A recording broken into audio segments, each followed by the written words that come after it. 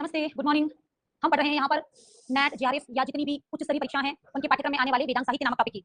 वेदांत साहित्य बहुत ही अच्छा कंटेंट है और जैसा कि हम लोग पढ़ते हैं चारों वेद, फिर ब्राह्मण, फिर आरण्यक, फिर उपनिषद और इनके पश्चात जो वैदिक साहित्य में जो ग्रंथ परिगणित होता है उसका नाम है वेदांत साहित्य।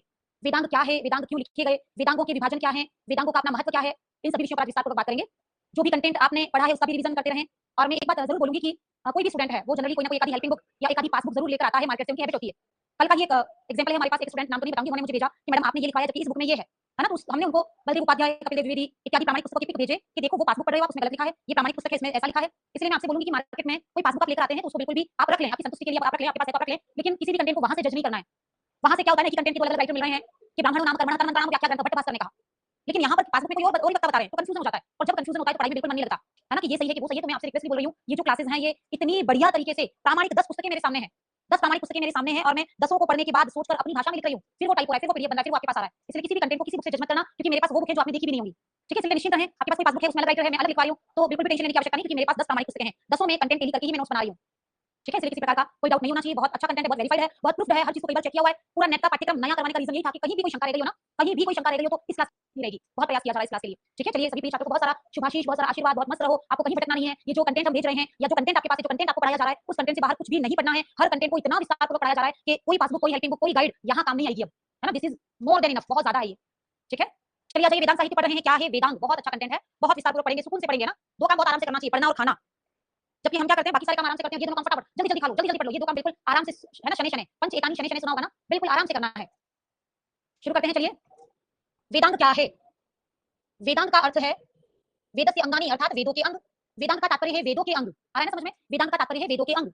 वेदांत शब्द में अंग शब्द का अर्थ है वे सभी उपकारक तत्व। अंग यानी उपकारक तत्व, हमारे शरीर के जो अंग, हाथ पैर मुंह आंखें नाक कान, ये सभी उपकारक तत्व हैं, सपोर्ट करते हैं हमारी बॉडी को, है ना। बिना इन सबके हमारा शरीर कुछ भी नहीं है। उसी प्रकार बिना वेदांगों के वेद भी कुछ नहीं है। अतः वेदों के अध्ययन में जो सहायता प्रदान करते हैं वे सभी उपकार ग्रंथ वेदांग नाम से जाने जाते हैं। हम पढ़ रहे हैं वेदांत शब्द में जो अंग शब्द है उसका अर्थ है वे सभी उपकारक तत्व जिनसे किसी वस्तु के स्वरूप का ज्ञान होता है। वेदांगों से हमें वेदों के स्वरूप का ज्ञान होता है, वे सभी उपकारक तत्व जिनसे हमें वस्तु के स्वरूप का ज्ञान होता है। वेदांगों से हमें वेदों के स्वरूप का ज्ञान होगा, अतः ये वेदांग कहलाते हैं। परिभाषा कहीं नहीं पूछी जाएगी, आपको तो इतना ही याद रखना है कि वेद बहुत कठिन है, बहुत क्लिष्ट है, मुश्किल से समझ में आते हैं। तो वेदांग वो हेल्पिंग है, वो हेल्पिंग बुक्स हैं, वो कारक तत्व हैं जो कि वेदों की कठिनता को सरल करने का कार्य करेंगे, वे ग्रंथ ही वेदांग हैं। चलिए आ जाइए, अतः वेदों के गूढ़ और वास्तविक अर्थों को समझने में आवश्यक सहायक तत्वों को ही वेदांग कहते हैं। वेद प्रतिपादक वस्तुनि वेदांगानि, वेद प्रतिपादक वस्तुनि वेदांगानि। बढ़िया आगे। वेदों के गूढ़ और वास्तविक अर्थों को समझने में जो तत्व सहायक हैं, आवश्यक हैं, उनको वेदांग कहते हैं। वेद प्रतिपादक वस्तुनि वेदांगानि, वेद प्रतिपादक वस्तुनि वेदांगानि। कुल मिलाकर इतना समझ में आया कि वेदांत क्या है। वेदांत वह साहित्य है जो कि वेदों के गूढ़ रहस्यमय ग्रंथों को, वेदों के गूढ़ तत्वों को समझने में सहायता प्रदान करते हैं। वेदों की गूढ़ता को इस सरल तरीके से हमें समझा देते हैं। ऐसे ग्रंथों का ही नाम, ऐसे ग्रंथों का ही संकलन कौन है? वेदांग है। इन वेदांगों के द्वारा वेद मंत्रों का अर्थ, उनकी व्याख्या, यज्ञ में उनके विनियोग आदि का बोध होता है। वेदांगों के द्वारा हमें वेद मंत्रों का अर्थ पता चलता है। वेद मंत्रों का अर्थ पता चलता है, कैसे पता चलता है? बिल्कुल अंदर पढ़ेंगे। उनकी व्याख्या, वेदों के मंत्रों की व्याख्या करता है कौन? वेदांग। यज्ञ में उनके विनियोग, यज्ञ में कौन सा कार्य कब करना चाहिए आदि का बोध हमें कराता है वेदांग। ब्राह्मणेन निष्कारणो धर्मः षड अंगो वेदो अध्येयो ज्ञेयश्च। पतंजलि, पतंजलि ने अपने महाभाष्य में स्पष्ट रूप से कहा है कि ब्राह्मणेन, प्रत्येक ब्राह्मण को, निष्कारण तो निस्वार्थ भाव से, धर्म के ग्रंथों को पढ़ना चाहिए, जिसमें से षडंगो यानी कि 6 वेदांग, षडंगो यानी कि 6 वेदांग, और वेदो, वेदो यानी कि प्लस 4 वेद, 6 वेदांग और 4 वेद यानी कि 10 ग्रंथ हो गए। इन 10 ग्रंथों को ज्ञेयश्च पढ़ना चाहिए प्रत्येक ब्राह्मण को, बिना किसी स्वार्थ के, बिना किसी स्वार्थ के। आप स्वार्थ की वजह से पढ़ रहे हैं कि आपका net GRF assistant professor clear हो जाए, यदि आपको एग्जाम देना ही नहीं होता तो आप ये क्लास भी नहीं खरीदते, यहाँ लाइव आकर पढ़ते भी नहीं। श्योर बात है, हमारा एक लक्ष्य है ना, हमारा प्रयोजन है कि हमें एग्जाम पास करना है, इसलिए पढ़ रहे हैं, लाइव आ रहे हैं। तो हम यहाँ करेंगे ब्राह्मण, प्रत्येक ब्राह्मण को निष्कारण, बिना किसी स्वार्थ के, धर्म के लिए षडंगो, 6 वेदांगों, वेदों और 4 वेदों को अध्येयो ज्ञेयश्च पढ़ना और समझना चाहिए। इसे कहा पतंजलि। पतंजलि ऐसी बात कहाँ कहेंगे? पतंजलि ऐसी बात महाभाष्य में कहेंगे, महाभाष्य में कहेंगे। कंफर्म है? पढ़ते हैं आगे, चलिए। पतंजलि ने महाभाष्य में कहा, आगे बढ़ जाइए। ब्राह्मण निष्कारण धर्म षडंगो वेदो अध्येयो ज्ञेयश्च, पतंजलि ने, आगे बढ़ जाइए जल्दी से। वेदांगों का, बिल्कुल, वेदांगों का सर्वप्रथम उल्लेख मुंडकोपनिषद में अपराविद्या के अंतर्गत हुआ है। बहुत ज्यादा आ रहा है अपराविद्या और पराविद्या, इसको बिल्कुल बहुत अच्छे से क्लियर करेंगे।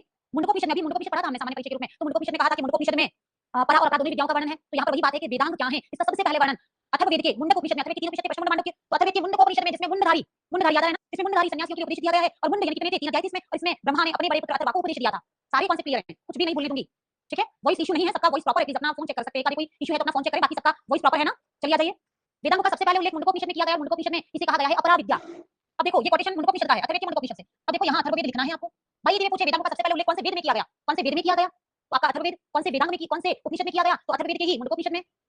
क्लास प्रतिदिन सवा 10 बजे शुरू हो जाएगी। आप एप्लीकेशन में अपना शेड्यूल देखें प्लीज ना, हमेशा हमेशा एप्लीकेशन में अपना शेड्यूल देखें। मॉर्निंग में, अर्ली मॉर्निंग शेड्यूल देख लो, आपका लगभग 10 वाला टाइम रहता है क्लास का। वेदांगों का सबसे पहले उल्लेख अथर्ववेद के मुंडकोपनिषद में हुआ है, वो भी अपराविद्या के अंतर्गत। कंठस्थ कर लो, कौन सा वेद है? तो अथर्ववेद है, कौन सा उपनिषद है? मुंडकोपनिषद है, और कौन सी विद्या है? भाई कभी एग्जाम में पूछे कि वेदांत कौन सी विद्या है, तो वेदांत अपराविद्या है। वेदांत कौन सी विद्या है? अपराविद्या है। वेदांगों का सबसे पहले उल्लेख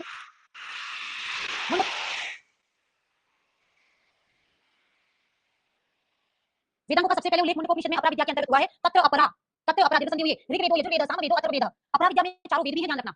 अथर्ववेद के मुंडकोपनिषद में अपरा विद्या में दो प्रकार की चीजें हैं, एक तो है चारों वेद और दूसरा है कौन? 6 वेदांग। कंठस्थ करें, समझें। आ रहा है ना समझ में?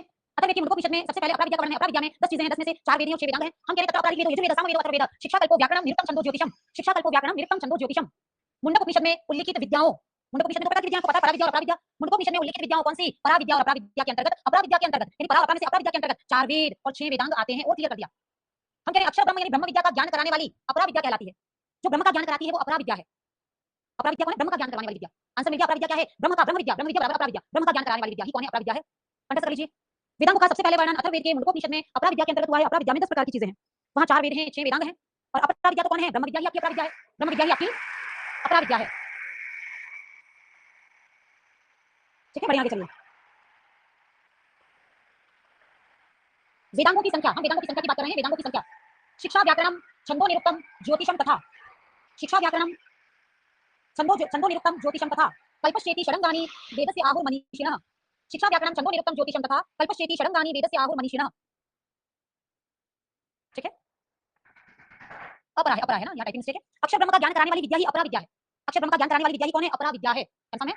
अपरा विद्या करना है उसको, टाइपिंग मिस्टेक है। अक्षर ब्रह्म यानी कि ब्रह्म विद्या का ज्ञान कराने वाली विद्या ही कौन है? अपरा विद्या है। अब ब्रह्म विद्या यानी कि वेदों, ब्रह्म विद्या का ज्ञान कराने वाले कौन-कौन हैं? 4 वेद हैं और 6 वेदांग हैं। इन्हीं को अपन कहते हैं कौन? अपरा विद्या। और अपरा विद्या और परा विद्या दोनों प्रकार की विद्याओं का स्पष्ट उल्लेख हुआ है कहां पर? मुंडकोपनिषद में। आराम से फिर कंफर्म करो। हम कह रहे हैं मुंडकोपनिषद में 2 प्रकार की विद्या हैं, परा विद्या, अपरा विद्या। अपरा विद्या में 10 चीजें आती है, 4 वेद आते हैं, 6 वेदांग आते हैं और अपरा विद्या कौन है? अक्षर ब्रह्म यानी ब्रह्म ज्ञान करवाने वाली विद्या। ब्रह्म ज्ञान करवाने वाली विद्या, टाइपिंग मिस्टेक है, आप इसको अपरा विद्या कर दीजिए। आप इसको अपरा विद्या कर लीजिए, कंफर्म। आगे बढ़ जाइए। वेदांगों की संख्या शिक्षा व्याकरण छंदो निरुक्तम ज्योतिषम तथा कल्पश्चेति षडंगानि वेदस्य आहुर मनीषिणः। शिक्षा व्याकरण छंद निरुक्त ज्योतिष कल्प ये वेदांग हैं, वेदस्य आहुर मनीषिणः। मनीषियों ने इन्हें वेदांग कहा है।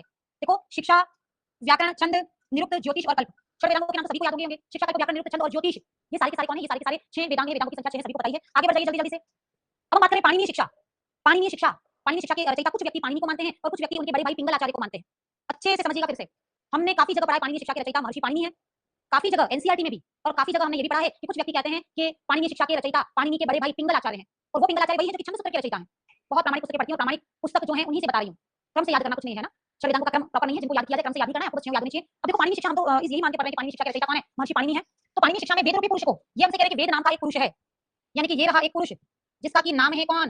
वेद। वेद भैया, ये कंफर्म, ये वेद है। और वेद रूपी पुरुष के ये रहे बाल, ये रहे कान, ये रही गर्दन, ये रहे हाथ, ये धड़ और ये रहे पैर। वेद रूपी पुरुष। वेदांगों का क्रम नहीं पूछा जाए, क्रम बनता भी नहीं है। आ जाइए, ये रहा वेद। छंदः पादौ तु वेदस्य। इस वेद रूपी पुरुष के पैर जो हैं इनका नाम है कौन? छंदः। हस्तौ कल्पो अतपठ्यते, ये जो हाथ हैं इनको अपन ने कह दिया कौन? कल्प। ज्योतिषामयनम चक्षुः, ये जो चक्षु हैं, ये जो चक्षु हैं इनको अपन ने कह दिया कि तुम तो ज्योतिष हो। ज्योतिषामयनम चक्षुः निरुक्तम श्रोत्रम उच्यते, ये श्रोत्र यानी कान है जिनको कि क्रमशः निरुक्त कहा गया है, निरुक्तम श्रोत्रम उच्यते। शिक्षा ग्रहण तु वेदस्य, शिक्षा ग्रहण तु वेदस्य। ग्रहण दिया नाक, ये नाक जो है ना वो कौन है? आपकी शिक्षा है। मुखम व्याकरणम स्मृतम, ये जो पूरा का पूरा मुख है, ये जो पूरा का पूरा मुख है, ये पूरा का पूरा मुख कौन है? ये व्याकरण है। तस्मात् संगमहित्यैव ब्रह्मलोके महीयते, है ना? अच्छे से आप देख लीजिए। और इसको क्या देखना अपन खुद ही, है ना? आयुष जी आपके वेद सुंदर है। देखो मेरी ड्राइंग अच्छी नहीं है लेकिन हाँ मुझे पता है कि आप समझ चुके होंगे, आप अच्छा सा वेद शुरू करते हैं। चलिए, करना क्या है? आप मजे है ना? चलो शुरू करते हैं। करना क्या है? आप अपने आप को वेद बना लो, अपने आप को या वेद बना लो। करना क्या है कि ये जो मुख है मुखम व्याकरणम स्मृतम, है ना? अपना फेस जो है वही कौन है? मुखम व्याकरणम स्मृतम। करना क्या है कि सभी वेदांगों में क्या होता है ना कि जैसे कहीं पर भी कोई जैसे किसी की भी आइडेंटिटी मांगते हैं, आईडी कार्ड बनता है, तो वो आईडी क्या है? फेस ही तो है। इसका फेस देखकर तो पहचानते हैं, किसको मैंने देखा है, ये इसको मैं जानती हूँ, तो फेस देखकर तो पहचानते हैं किसी को। तो फेस सबसे बड़ी आइडेंटिटी है। तो वेद का जो व्याकरण है वही कौन है? मुख है, मुखम व्याकरणम स्मृतम। कंफर्म, मुखम व्याकरणम स्मृतम हो चुका है। अब देखो हाथों से हम क्या करते हैं? यज्ञ करते समय स्वाहा स्वाहा करते हैं। यज्ञ करते समय हम हाथों से क्या करते हैं? स्वाहा स्वाहा करते हैं। तो यज्ञ करने में हाथ काम आते हैं, कंफर्म है ना? यज्ञ करने में हाथ काम आते हैं। और वैसे ही 6 वेदांगों में से, उसी प्रकार से 6 वेदांगों में से जो यज्ञ का विधान करता है वो कल्प वेदांग है। अच्छे से समझिएगा। 6 वेदांगों में से जो यज्ञ करने का काम करता है, यज्ञ संबंधी बातों को बताता है, वो आपका कल्प नामक वेदांग है। तो हाथों से यज्ञ करते हैं और ये जो कल्प है ये भी यज्ञ करता है। हाथों से यज्ञ करते हैं, कल्प भी यज्ञ का विधान करता है। ठीक है, फिर आ जाइए हम कहां बात कर रहे हैं? फिर हम बात करें सबसे पहले तो मुखम व्याकरण स्मृतम। मुखम व्याकरण स्मृतम कल्पो हस्तो अतपठ्यते, हाथ से यज्ञ करते हैं। कल्प वेदांग भी यज्ञ की बातें बताता है, तो कल्प वेदांग भी यज्ञ करता है, हाथ भी यज्ञ करते हैं। ज्योतिष क्या करता है? हमारा वर्तमान को सबको पता है, हमारा वर्तमान सबको पता होता है, हमारा भूतकाल क्या था, हमारा भविष्य क्या होगा। भूत भविष्य वर्तमान सबको देखता है कौन? ज्योतिष। तो ज्योतिषामयनम चक्षुः, चक्षु देखने का काम करती है, ज्योतिष भी देखने का काम करता है। तो ज्योतिषामयनम चक्षुः, कंफर्म है? ज्योतिषामयनम चक्षुः। और ये जो कान है हमारे, ये कौन है? निरुक्तम है, निरुक्तम श्रोत्रम उच्यते। निरुक्तम श्रोत्रम उच्यते, ये कान जो है हमारे निरुक्तम है, यानी कि निरुक्तम श्रोत्रम उच्यते, कंफर्म है? निरुक्तम श्रोत्रम उच्यते। अब देखो मेरे पास क्या-क्या है, मेरे फेस पे क्या-क्या है? मुखम व्याकरण स्मृतम, कल्पो हस्तो अतपठ्यते, आंखें देखती हैं, ज्योतिष देखता है, ज्योतिषामयनम चक्षुः। अब देखिए आपको करना क्या है? ये नाक क्या करती है? सूंघती है चीजों को। आप मुझे ये बताओ, जब आप छोटे थे ना, छोटे बच्चे थे, लाइक 6, 7, 4 क्लास में थे, तो जब भी जुलाई का महीना होता था, हम लोग सब गवर्नमेंट स्कूल से ही पढ़े हुए हैं और हमारे स्कूल 5-6 जुलाई को ही शुरू होते थे, आपको पता है। और इससे पहले लास्ट के बीच में किताबें आ जाती थी, आपको पता है। तो हम सभी नई-नई किताबों को सूंघ के देखते थे सब। तो आप किताबों को आ रही है ना? तो आपको इतना सा ध्यान रखना है कि शिक्षा, आप किताबों को सूंघते थे, आप किताबों को सूंघते थे ना, वही कौन शिक्षा है। आया समझ में? आप लोग किताबों को सुनते थे, वही कौन है आपकी शिक्षा, है ना? किताबों में अच्छी खुशबू आ रही है, ये कौन कहता है? शिक्षा कहती है। ठीक है। छंदः पादौ तु वेदस्य, छंद तो पैर हैं, ये रहे पैर, ये रहा छंद, हाथ ये भी करने का काम करते हैं, कल्प भी ये भी करने का काम करता है, तो ये है कल्प। ये कान आपके, ये कौन है? निरुक्त हैं। और मुखम व्याकरणम स्मृतम, व्याकरण कौन है? मुख। आंखें देखने का कार्य करती है, ज्योतिष भी देखने का कार्य करता है, ज्योतिषामयम चक्षु। और नाक से अपन बचपन में किताबों को सूंघते थे कि बहुत अच्छी किताबों की खुशबू आ रही है। वो किताबों की खुशबू ही क्या है? आपकी शिक्षा। शिक्षा की किताबें, शिक्षा ग्रंथु वेदस्य, शिक्षा ग्रंथु वेदस्य। कंफर्म? चलिए अपना ये जो बॉडी है ना उसको अप्लाई करते हैं। सबसे पहले पैरों को देखो, पैर कौन है? छंदः पादौ तु वेदस्य, हाथ कौन है? कल्पो हस्तो अर्पण्यते, ज्योतिषामयम चक्षुः, निरुक्तं श्रोत्रम् उच्यते, शिक्षा ग्रंथु वेदस्य। और ये क्या है? आंखें, आंखें देखने का काम करती है, और देखता कौन था? ज्योतिष। कंफर्म? अपनी बॉडी के अकॉर्डिंग सबको सेट कर लो, हो चुका होगा। अब देखो ये जो पिक्चर मैंने बनाया है, वैसा पिक्चर आप भी बना दो। कंफर्म?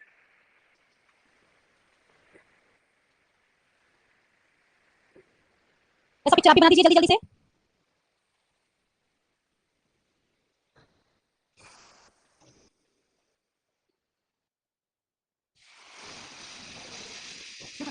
बिल्कुल अरविंद जी वर्मा, बहुत शानदार आपने आइडिया दिया है। मेरे घर वाले बोलते हैं कि शिक्षा नहीं ग्रहण करोगे तो मेरी नाक कट जाएगी। बिल्कुल, शिक्षा का तो नाक से बहुत गहरा संबंध है।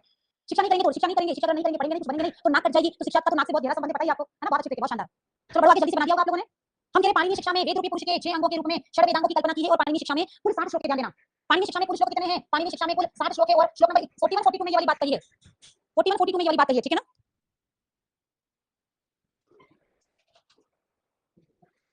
बढ़िया आगे, पाणिनि शिक्षा में वेद रूपी पुरुष के 6 अंगों को षड वेदांगों के रूप में यहाँ पर कल्पित किया है। बढ़िया आगे, जल्दी से, बड़े हो गया होगा। वेद भैया को आराम से डेकोरेट करते रहना, बाद में आ जाओ जल्दी से। अभी एक चार्ट हम लोग यहाँ पर बना रहे हैं कि क्रम संख्या, क्रम संख्या है हमारे पास। फिर हमारे पास यहाँ वेदांग है, वेदांगों के नाम है। फिर हम बात कर रहे हैं कल्पित अंग और उनकी उपयोगिता। छंद, छंद कौन है? छंद पादौ तु वेदस्य, वैदिक छंदों के, छंद क्या करते हैं? लयबद्धता के लिए, छंदों के माध्यम से पद्यों को गाया जाता है। आपको पता होगा छंदों के माध्यम से पद्यों को गाया जाता है। तो हम कह रहे हैं छंद तो छंद पादौ तु वेदस्य, और वैदिक छंदों के ज्ञान और लयबद्धता के लिए वेदों में जो मंत्र हैं उनको छंदों के माध्यम से गाया जाएगा, तो लयबद्धता के लिए आवश्यक है। कल्प, कल्प कौन है? कल्पो हस्तो पठ्यते, कल्प हाथ है और हाथों से हम यज्ञ करते हैं, तो कर्मकांड और यज्ञ अनुष्ठान के लिए कल्प नामक वेदांग अत्यधिक महत्वपूर्ण है। कर्मकांड और यज्ञ अनुष्ठान के लिए कल्प नामक वेदांग अति महत्वपूर्ण है। ज्योतिषामयम चक्षुः, यज्ञ कर्मकांड के लिए उचित काल निर्धारण और मुहूर्त ज्ञान, काल निर्धारण और मुहूर्त ज्ञान के लिए, काल निर्धारण और मुहूर्त ज्ञान के लिए क्या आवश्यक है? ज्योतिष आवश्यक है। कंफर्म है? निरुक्त कौन है? निरुक्तम श्रोत्रम उच्यते, निरुक्त कौन है? श्रोत्र है, कान है। वैदिक शब्दों के निर्वचन के लिए और अर्थ ज्ञान के लिए क्या आवश्यक है? निरुक्त यानी कि श्रोत्र आवश्यक है। निरुक्तम श्रोत्रम उच्यते, निरुक्त यानी श्रोत्र, ये कौन है? कान है। और निरुक्त क्या करता है? वैदिक मंत्रों का, वैदिक शब्दों का निर्वचन करता है, यानी वैदिक शब्दों की व्याख्या करता है। जैसे अग्नि कौन है? अग्नि भवति इति अग्नि, तो वैदिक शब्दों का निर्वचन करता है, वैदिक शब्दों को, कठिन शब्दों को बताता है। तो निरुक्त में डिक्शनरी बताइए आपको। आगे बढ़ जाइए, हम बात करें शिक्षा कौन है। अब देखो कितनी बढ़िया टिक मिल गई कि भाई शिक्षा ग्रहण नहीं करोगे तो नाक कट जाएगी, तो शिक्षा ग्रहण तो वेदस्य। अब शिक्षा में क्या सिखाती है? उच्चारण का प्रकार सिखाती है। शिक्षा में सिखाती है कौन? स्वर वर्णात् उच्चारण प्रकारो यत् शिक्षिते सा शिक्षा। तो शिक्षा में सिखाती है बोलना कैसे है, स्वरों का उच्चारण कैसे किया जाए, व्यंजनों का उच्चारण कैसे किया जाए, उच्चारण सिखाती है कौन? शिक्षा। तो उच्चारण के लिए अंडरलाइन करना है आपको। शिक्षा ग्रहण नहीं करोगे तो नाक कट जाएगी। और शिक्षा सिखाती है हमें क्या? उच्चारण करना, हाउ टू स्पीक, बोलना कैसे किसी मंत्र को, ये सिखाती है शिक्षा।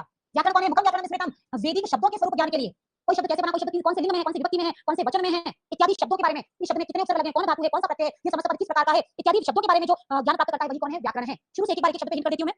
चलिए एक एक बार बात करते हैं। छंद कौन है? छंद पादौ तु वेदस्य, पता है। छंद मंत्रों में, मंत्रों में लयबद्धता, लयबद्धता, मंत्रों को गाने में सपोर्ट करते हैं, मंत्रों की लयबद्धता बनाते हैं ये।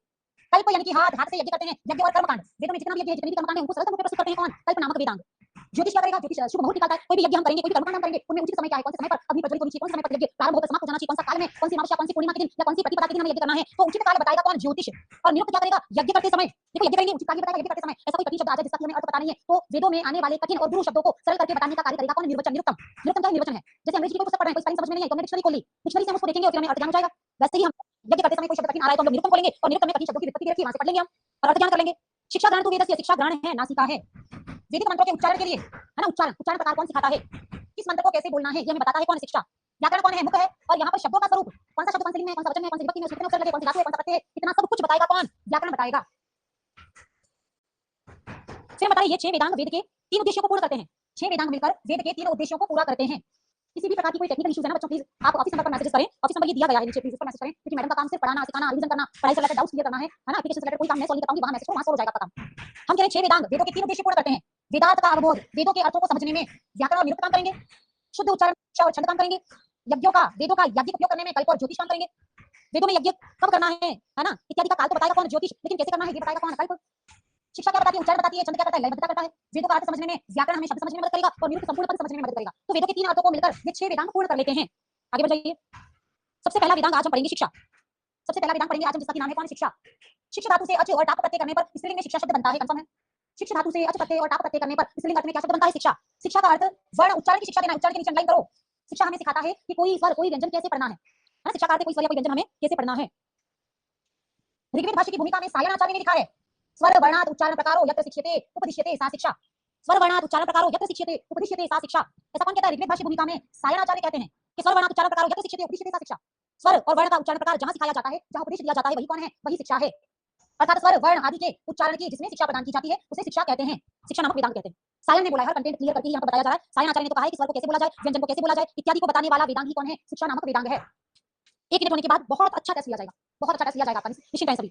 स्वर वर्ण उच्चारण प्रकार उल्लेख शिक्षिते सा शिक्षा, अर्थात स्वर वर्ण आदि के उच्चारण की जिसमें शिक्षा प्रदान की जाए उसे शिक्षा वेदांग कहते हैं। तैत्तिरीय उपनिषद की शिक्षावल्ली में, तैत्तिरीय उपनिषद पढ़ा था हमने, तैत्तिरीय उपनिषद, तैत्तिरीय आरण्यक में कुल 10 कांड हैं या 10 प्रपाठक हैं तैत्तिरीय आरण्यक में, और तैत्तिरीय आरण्यक के 7वें 8वें 9वें प्रपाठक को ही तैत्तिरीय उपनिषद बना दिया हमने, जिसका नाम क्रमशः शिक्षावल्ली, ब्रह्मानंदवल्ली और भृगुवल्ली रखा था। कौन से क्लियर होगा? अब हम कह रहे हैं उसी तैत्तिरीय उपनिषद में शिक्षावल्ली यानी कि 7वां प्रपाठक, लिख दीजिए आराम से, शिक्षावल्ली यानी कि कौन? 7वां प्रपाठक। 7वें प्रपाठक में ये जो शिक्षा है उसके भी 6 अंग हैं। सबसे पहले तो अपने पास थे कौन? 6 वेदांत थे, उसमें पहला वेदांत कौन है? शिक्षा है। इस शिक्षा के भी पुनः क्या है? 6 अंग हैं, ऐसा बताया कहां पर? तैत्तिरीय उपनिषद में। तैत्तिरीय उपनिषद की शिक्षावल्ली यानी 7वां नंबर का प्रपाठक शिक्षावल्ली, जो इसमें शिक्षा के भी पुनः 6 अंग हैं, वेदांत तो 6 हैं, शिक्षा के भी पुनः 6 अंग हैं। कौन-कौन से? वर्ण, स्वर, मात्रा, बल, साम, संतान इति उक्ता शिक्षाध्याय। वर्ण, स्वर, मात्रा, बल, साम, संतान इति उक्ता शिक्षाध्याय। वर्ण, स्वर, मात्रा, बल, साम, संतान ये शिक्षा इति उक्ता, ये कहलाते हैं शिक्षाध्याय, ये शिक्षा कहलाते हैं, शिक्षा के भी 6 अंग कहलाते हैं, ऐसा तैत्तिरीय उपनिषद में। 7वें 8वें 9वें प्रपाठक यानी कि क्रमशः 3 प्रपाठकों को शिक्षावल्ली, ब्रह्मानंदवल्ली और भृगुवल्ली कहते हैं। तो शिक्षावल्ली में किसी वर्ण को कैसे बोला जाए ये बताया है, और शिक्षा के ही 6 अंग बताए गए हैं। आगे बढ़ो, कंठस्थ करना है, याद करना है। वर्ण, स्वर, मात्रा, बल, साम, संतान। वर्ण, स्वर, मात्रा, बल, साम, संतान। शिक्षावल्ली में पूरा कोटेशन है, हर कंटेंट प्रामाणिक पुस्तक से लिया है। अतः शिक्षाम व्याख्यास्यामः, कई बार ये कोटेशन पूछा गया है, वेरी वेरी इंपॉर्टेंट, और पूछा जाता है कि अतः शिक्षाम व्याख्यास्यामः ये कौन से उपनिषद से है? तो मैं यहाँ लिख देती हूँ कि ये आपके तैत्तिरीय उपनिषद से है।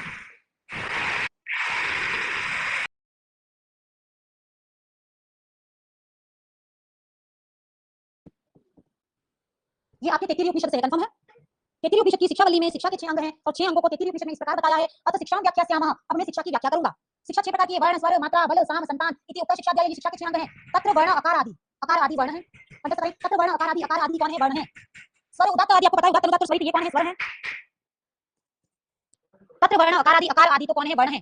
स्वर, उदात्त आदि, उदात्त अनुदात्त और स्वरित ये कौन है? स्वर है। उदात्त अनुदात्त और स्वरित ये कौन है? स्वर है। मात्रा, ह्रस्व आदि, ह्रस्व दीर्घ और प्लूत ये कौन है? मात्राएं हैं। ह्रस्व दीर्घ और प्लूत ये कौन है? मात्राएं हैं। उदात्त अनुदात्त स्वरित ये कौन है? स्वर है। आकार आदि कौन है? वर्ण है ना, सारे के सारे वर्ण है। बलम स्थान प्रयत्न, उच्चारण स्थान और प्रयत्न, किसी वर्ण के उच्चारण में जो उच्चारण स्थान है और प्रयत्न है वही कौन है? बल। अब बल लगाओ, प्रेशर करो, बल लगाओ, तो बल, उच्चारण स्थान और प्रयत्न ही कौन है? बल है। साम क्या है? साम नाशदादि, एक एक के बारे में डिटेल पढ़ाऊंगी मैं। साम नाशदादि, संतानः, संतानः विकषणादि, संतानः विकषणादि एतद् बोधनम एव शिक्षायाः प्रयोजनम, ये बताना ही शिक्षा का प्रयोजन है। कंफर्म एक बार देखो, अकार आदि वर्ण है, उदात्त अनुदात्त स्वरित ये स्वर है, ह्रस्व दीर्घ प्लुत मात्राएं हैं। बल कौन है? स्थान प्रयत्नो बल, और साम कौन है? साम नाशद और संतान विकषणादि और एतद् बोधनम एव शिक्षायाः प्रयोजनम, ये बताना ही शिक्षा का प्रयोजन है। कंफर्म, बहुत इंपॉर्टेंट कंटेंट है, तैत्तिरीय उपनिषद की शिक्षावल्ली से, तैत्तिरीय उपनिषद की शिक्षावल्ली से शिक्षा के 6 अंगों का वर्णन दिया गया है। आगे बढ़ जाइए। हम कह रहे हैं कि शिक्षा को वेद पुरुष का ग्रहण कहा गया है।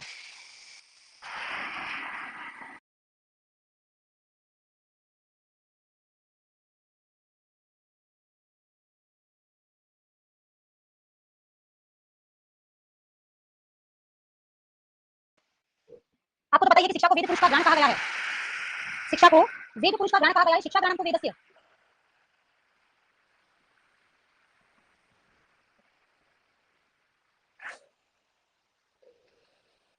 पाणिनीय शिक्षा में शिक्षा को वेद पुरुष का ग्रहण कहा गया है, आपको पता है। पाणिनीय शिक्षा में शिक्षा को वेद पुरुष का ग्रहण कहा गया है और लिखा गया है शिक्षा ग्रहण तो वेदस्य, शिक्षा ग्रहण तो वेदस्य। कंफर्म है यहाँ तक? अब तैत्तिरीय उपनिषद में शिक्षावल्ली में शिक्षा वेदांत के जिन 6 अंगों का वर्णन किया गया है उसी को हम विस्तारपूर्वक पढ़ने वाले हैं। आ जाइए। अकार आदि वर्ण, आपको पता है वर्ण अकार आदि, वर्ण कौन है? अकार आदि को वर्ण कहते हैं, यानी कि वर्ण अकार आदि। वेदों में 52 वर्ण या ध्वनियां प्राप्त होती है, वेरी वेरी इंपॉर्टेंट। वेदों में 12 प्रकार के वर्ण या ध्वनियां प्राप्त होती है, बहुत ज्यादा इंपॉर्टेंट बात है। वेदों में 52 प्रकार के, वेदों में 52 प्रकार के वर्ण या ध्वनियां प्राप्त होती है, बहुत ज्यादा इंपॉर्टेंट। वेदों में कुल स्वर 13 हैं, स्पर्श 27 हैं, यण 4 हैं, शल 4 हैं, और विसर्ग, अनुस्वार, जिह्वा मूल्य और उपधमानीय ये सारे मिलाकर कितने हो गए? 12, सॉरी 52, ये सारे मिलाकर कितने हो गए? 52। जल्दी से याद करें। वर्ण हमें कह रहे हैं कि वर्ण अकार आदि, अकार आदि कौन है? वर्ण है। कौन-कौन से वर्ण हैं? सबसे पहले हम बात करें किसकी, स्वरों की। स्वर कितने हैं? 13, स्पर्श कितने हैं? 27, यण कितने हैं? 4, शल उष्माण शल कितने हैं? 4, फिर विसर्ग, अनुस्वार, जिह्वा मूल्य, उपधमानीय ये सारे के सारे मिलाकर कितने हो जाएंगे? 52 हो जाएंगे। वेदों में 52 प्रकार की ध्वनियां हैं, है ना, वैदिक संस्कृत में 52 प्रकार की ध्वनियां हैं। अब अपन बात करेंगे कि पाणिनीय शिक्षा में वर्णों की संख्या 63 या 64 है। पाणिनीय शिक्षा जो कि पाणिनीय पाणिनि के द्वारा रचित है उसमें वर्णों की संख्या कुल स्वर व्यंजन सभी मिलाकर कितने हैं? 63 या 64 हैं। त्रिषष्टि, चतुष्षष्टि वा वर्णः शंभु मते मता, शंभु किसको कहा गया है? यहाँ शंभु कहा गया है पाणिनि को। शंभु यानी पाणिनि ने त्रिषष्टि 63 या चतुष्षष्टि 64 वर्णः मता वर्ण माने हैं, इसलिए शंभु ने, शंभु कौन है यहाँ पर? पाणिनि है। वर्ण हो गया, वर्ण के बाद दूसरे वेदांत, दूसरे शिक्षा के दूसरे भाग की बात करेंगे। वर्ण के बाद स्वर, स्वर 3 है, कौन-कौन से? उदात्त अनुदात्त और स्वरित। स्वर कितने हैं? 3, कौन-कौन से? उदात्त अनुदात्त और स्वरित, सबको पता ही है। मात्रा क्या चीज है? वर्णोच्चारण कालो मात्रा, वर्णोच्चारण कालो मात्रा, वर्णोच्चारण कालो मात्रा, अर्थात स्वर के उच्चारण में लगने वाला समय मात्रा है। आपको पता है एक मात्रिक, द्विमात्रिक और त्रिमात्रिक। छोटे ऊ को अपन कहते हैं एक मात्रिक, क्योंकि छोटे ऊ को बोलने में सबसे कम समय लगता है। बड़े ऊ को अपन ने कह दिया द्विमात्रिक, क्योंकि बड़े ऊ को बोलने में इससे दुगुना समय लगता है। छोटे ऊ के साथ हमने प्लूत लगा दिया तो इसको बोलने में इससे 3 गुना समय लगता है। तो समय जो लगता है उसी के आधार पर मात्राओं का निर्धारण होता है। तो हम कह रहे हैं स्वरों के उच्चारण में लगने वाला समय ही कौन है? मात्रा है। मात्रा के 3 भेद हैं, एक मात्रा यानी ह्रस्व, दो मात्रा यानी कि दीर्घ, और 3 मात्रा का तात्पर्य क्या है? प्लूत। आप ये डायग्राम जरूर बना दीजिएगा। ह्रस्व जो है वो एक मात्रिक है, और दीर्घ जो है वो द्विमात्रिक है, और प्लूत जो है वो त्रिमात्रिक है। कंफर्म, साइन भी बना दीजिए। द्विमात्रिक के उच्चारण में एक मात्रिक से दुगुना समय लगता है, प्लूत के उच्चारण में एक मात्रिक से 3 गुना का समय अधिक लगता है। मात्रा के 3 भेद हैं, एक मात्रा को ह्रस्व, दो मात्रा को दीर्घ, 3 मात्रा को प्लूत कहते हैं। विशेष बात यह है कि व्यंजनस्य च अर्धमात्रिकम, व्यंजनस्य च अर्धमात्रिकम, व्यंजन की अर्धमात्रा होती है। व्यंजनस्य च अर्धमात्रिकम, व्यंजन की अर्धमात्रा होती है। व्यंजनस्य च अर्धमात्रिकम, व्यंजन की अर्धमात्रा होती है। नेक्स्ट लिखा है बल, वर्णों के उच्चारण में होने वाला प्रयत्न और उच्चारण स्थान ही बल है। Very very important. अभी मैंने कहा बल लगाओ, प्रेशर करो। वर्ण का उच्चारण करते समय क्या प्रयत्न हमने किए, उच्चारण स्थान और प्रयत्न को ही बल कहते हैं। कंफर्म करना, उच्चारण स्थान और प्रयत्न को ही बल कहते हैं। प्रयत्न दो प्रकार का है, अभ्यंतर प्रयत्न और बाह्य प्रयत्न। किसी वर्ण का उच्चारण करते समय जो बल आप लगा रहे हैं, जो प्रेशर आप लगा रहे हैं, वो बल कौन है? तो प्रयत्न। किसी वर्ण के उच्चारण में कितना प्रयत्न आपको करना पड़ता है, जैसे कि अंग, इसको बोलने में आपके पेट से लेकर प्रेशर लगता है, तब जाकर होठों के माध्यम से वो वर्ण बाहर निकलता है। तो हम कह रहे हैं किसी वर्ण के उच्चारण में लगने वाला एक तो प्रयत्न, और प्रयत्न भले आप कर लो लेकिन उच्चारण स्थान को सपोर्ट करेंगे ना। आपने प्रेशर लगाया और उच्चारण स्थल ने सपोर्ट किया उसको बाहर निकालने में, वही कौन सा बल था? प्रयत्न दो प्रकार के हैं, अभ्यंतर प्रयत्न और बाह्य प्रयत्न। पाणिनि शिक्षा में बाह्य प्रयत्नों को अनुप्रदान भी कहा गया है। Very very important. पाणिनि शिक्षा में बाह्य प्रयत्नों को अनुप्रदान भी कहा गया है। पाणिनि शिक्षा के अनुसार उच्चारण स्थान 8 हैं। हृदय, कंठ, शिर, जीवामूल, दंत, नासिका, ओष्ठ, तालु। हृदय, कंठ, सिर, जीवामूल, दंत, नासिका, ओष्ठ, तालु। कंफर्म है? प्लुत कब होता है? किसी वर्ण को अपन बहुत ज्यादा खींचना होता है, जैसे अपन ने कहा अ तो ये ह्रस्व है, अपन ने कहा अ या फिर अपन ने कह दिया आ, थोड़ा लंबा खींचा तो ये कौन है? दीर्घ है। अपन ने कहा सुनो, फिर ओ, ये खींचा ना अपन ने, ये क्या किसी ह्रस्व के उच्चारण में लगने से 3 गुना समय अपन ने लगाया। सुनो, फिर ओ, ये इतना लंबा गया। एक है ओ, इसमें कम समय लगा, लेकिन ओ इसमें लंबा समय लगा, ये कौन है? प्लुत है। गाना जब गाते रहिए आपको लंबा खींचते हैं ना, वहां प्लुत कम आता है। हम कह रहे हैं पाणिनि शिक्षा में बाह्य प्रयत्नों को अनुप्रदान भी कहा गया है। पाणिनि शिक्षा के अनुसार उच्चारण स्थल 8 है। अब देखो पाणिनि शिक्षा में उच्चारण स्थल 8 है, यही आप लिखोगे कि लघु सिद्धांत कौमुदी में कितने उच्चारण स्थल हैं? लघु सिद्धांत कौमुदी में उच्चारण स्थलों की संख्या कितनी मानी गई है? एकादश। एकादश यानी कि 11। लघु सिद्धांत कौमुदी के अनुसार उच्चारण स्थलों की संख्या कितनी है? 11। लेकिन अपन बात करें यदि नॉर्मल पाणिनि के अनुसार उच्चारण स्थल कितने हैं, तो 8। पाणिनि के अनुसार पाणिनि शिक्षा में उच्चारण स्थल कितने हैं? 8। अष्टौ स्थानानि वर्णानां पुरः कंठ शिरस् तथा। अष्टौ स्थानानि वर्णानां पुरः कंठ शिरस् तथा जीवामूलं च दन्ताश्च नासिका ओष्ठौ च तालु च। अष्टौ स्थानानि वर्णानां पुरः कंठ शिरस् तथा जीवामूलं च दन्ताश्च नासिका ओष्ठौ च तालु च। याद हो जाए तो बहुत अच्छी बात है। अब ये छोटी सी चीज और यहाँ पर आपके पास स्पेस है ना, आप इस स्पेस को यूज करेंगे। आपको करना क्या है,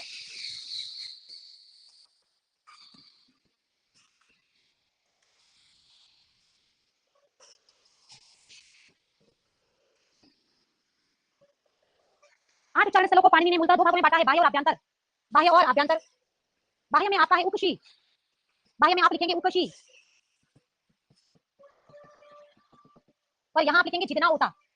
8 उच्चारण स्थलों को पाणिनि ने पुनः दो भागों में बांटा है, आभ्यंतर और बाह्य। और आभ्यंतर और बाह्य के कारण ये बाह्य यानी कि बाहर, हमारे कौन से उच्चारण स्थल बाहर दिखते हैं? पुरः, पुरः यानी कि हृदय, कंठ और शिर। हृदय, कंठ और शिर, हृदय, कंठ और शिर ये बाहर दिखते हैं, बाह्य उच्चारण स्थल हैं। तो नाम लिखते हैं, चलिए जल्दी जल्दी से बना दीजिए। पुरः, कंठ और शिर।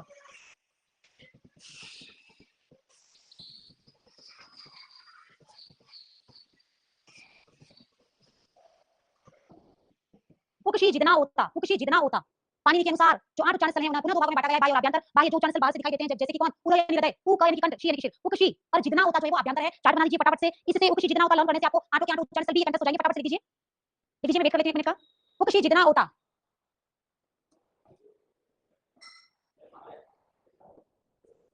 पुकशी जितना होता हो जाएगा। चलिए बढ़ते हैं आगे। लघु सिद्धांत कौमुदी के अनुसार कुल उच्चारण स्थलों की संख्या एकादश यानी कि 11 है, जबकि पाणिनि के अनुसार पाणिनि शिक्षा में उन्होंने 11 के स्थान पर 8 उच्चारण स्थलों को स्वीकार किया है, जिसमें बाह्य और आभ्यंतर दो मुख्य कारण है। बाह्य में आपका पुकशी हो जाएगा, जबकि आभ्यंतर में आपका जितना औता, जितना औता हो जाएगा। नाम क्रमशः लिख दिए हैं, टेक्स्ट बना लीजिए, आगे बढ़ें।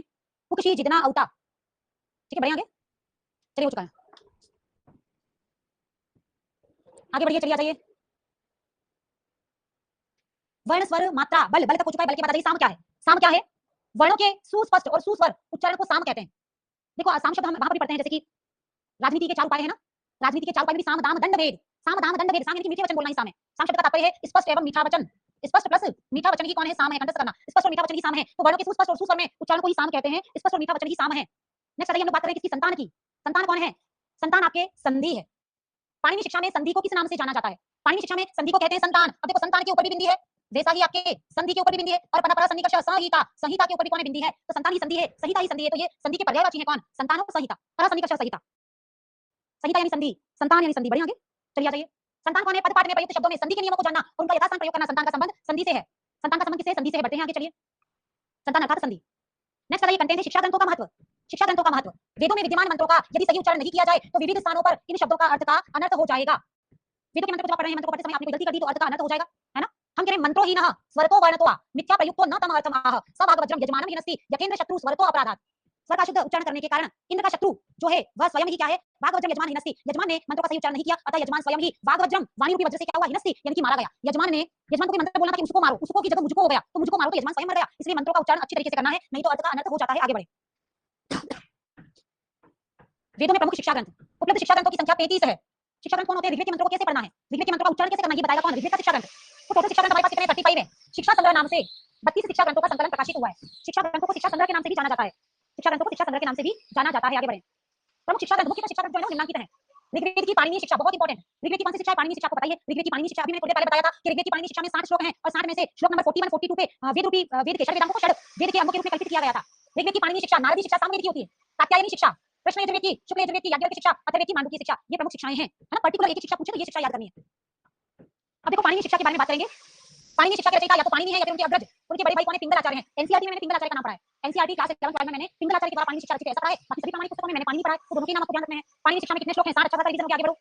प्रमुख शिक्षा ग्रंथ, ऋग्वेद की पाणिनि शिक्षा, शुक्ल यजुर्वेद की, याज्ञवल्क्य शिक्षा, कृष्ण यजुर्वेद की, व्यास या कात्यायनी, देख लीजिए व्यास या कात्यायनी शिक्षा, व्यास या कात्यायनी शिक्षा, सामवेद की, नारदीय शिक्षा, अथर्ववेद की, मांडुक्य शिक्षा। ये बिल्कुल वैदिक साहित्य का पहला चैप्टर जब हमने पढ़ा था तो ये सारा हमने लिखा था। देखिए बहुत पुराना पाणिनि, बहुत पुराने, शुक्ल यजुर्वेद का होल टू सोल याज्ञवल्क्य ऋषि हैं। कृष्ण यजुर्वेद का तो कृष्ण द्वैपायन ने वेद व्यास नाम से याद किया था, व्यास कात्यायनी याद कर लो, सामवेद गाते हैं नारद जी गाते थे, अथर्ववेद का प्रश्नमुंड मांडुक्य पता है तो मुंडकोपनिषद कर दो, आगे बढ़ो। वेदों के प्रमुख शिक्षा ग्रंथ, 35 शिक्षा ग्रंथ उपलब्ध है, 35 35 शिक्षा ग्रंथ उपलब्ध हैं, 35 उपलब्ध हैं। उसमें से एक महत्वपूर्ण महत्वपूर्ण हम लोगों ने याद किया था। ऋग्वेद की पाणिनि शिक्षा, शुक्ल यजुर्वेद की वेद व्यास की व्यास कात्यायनी शिक्षा, सामवेद की नारदीय शिक्षा, शुक्ल यजुर्वेद की याज्ञवल्क्य शिक्षा और अथर्ववेद की मांडुक्य शिक्षा। ये तो एक इंपॉर्टेंट है, लेकिन मैक्सिमम सारी हमने यहाँ पर दे दिए हैं। क्यों दे दिए हैं, आपसे बिफोर लास्ट टाइम प्रश्न पूछा था कि वेदों की शेषी शाखा का संबंध कौन से वेद से है। 2 साल पहले, बिफोर लास्ट ईयर ना, 2 साल पहले नहीं, मतलब लास्ट टाइम जब नेट एग्जाम था, इससे पहले जब नेट एग्जाम आपका पोस्टपोन हुआ था, उसमें क्वेश्चन आया था कि शेषी शाखा का संबंध किससे है, तो शेषी एक बार भी पढ़ोगे तो याद रहेगा, शेषी शाखा किसकी है, ऋग्वेद की। शौनक पाणिनि स्वरांग शिक्षा, स्वर व्यंजन शिक्षा, इतनी सारी शिक्षाएं ऋग्वेद की हैं, लेकिन हमने तो ऋग्वेद की पाणिनि शिक्षा जो फेमस है ना, उसी के नाम को याद किया हुआ है। फेमस है ना, उसी के नाम को हमने याद किया हुआ है। कृष्ण यजुर्वेद की हमने व्यास शिक्षा का नाम याद कर रखा है, लेकिन ये चारायणीय शिक्षा, भारद्वाज शिक्षा, सर्वसम्मत शिक्षा, परिशिक्षा, पौंडी शिक्षा, आपको भारद्वाज भी इंपॉर्टेंट है, वो भी याद करना। और हमने एक कात्यायनी शिक्षा का नाम भी पढ़ा था, उसका भी यहाँ लिख दो, है ना, कात्यायनी शिक्षा का भी नाम याद कर दो। व्यास और कात्यायनी तो करनी थी हमको, और भारद्वाज शिक्षा का भी नाम बहुत फेमस है, कंफर्म, व्यास कात्यायनी और भारद्वाज। जैसे ऋग्वेद में हम लोग तो पाणिनि को याद करते थे, लेकिन शेषी शाखा पूछ लिया ना, तो शेषी और पाणिनि दोनों करने हैं। अब यहाँ पर भारद्वाज, व्यास और कात्यायनी तीनों नाम याद करने हैं। आगे बढ़ जाइए, अपन बात करेंगे कृष्ण यजुर्वेद की, शुक्ल यजुर्वेद की। शुक्ल यजुर्वेद की हमने हमेशा कर रखा है याज्ञवल्क्य शिक्षा, लेकिन वर्णरत्न प्रदीपिका, प्रातिशाख्य प्रदीप, संप्रदाय प्रबोधिनी और मांडव्य, ये शुक्ल यजुर्वेद की है। एक दो बार पढ़ेंगे, हो सकता है कुछ आज एग्जाम में तो हमें सपोर्ट मिलेगा। सामवेद के नारदीय शिक्षा हमने फेमस है, हमने लर्न कर रखा है। लोमश ऋषि थे, गौतम ऋषि थे। सामवेद में तो तीनों ऋषि ही है, याद कर लो। सामवेद में तो तीनों के तीनों ऋषि हैं, नारदीय, लोमशी और गौतमीय। नारदीय, लोमशी और गौतमीय, सामवेद में तो सारे के सारे ऋषि हैं। और अथर्ववेद में तो पता है, अथर्ववेद की मांडुक्य शिक्षा हमने कर रखा है। वर्णपटल शिक्षा, दंतोष्ठ्य विधि शिक्षा, इस प्रकार से आपको सारी ही लर्न करने थे, है ना। एक एक मुख्य बताएं वो तो याद करने थे, लेकिन बार बार पढ़ने से क्या होगा, लगभग हमें आइडिया रहेगा। दंतोष्ठ शिक्षा विधि शिक्षण, है ना, दंतोष्ठ विधि शिक्षा, दंतोष्ठ, तो ये अथर्ववेद में जा रहा है।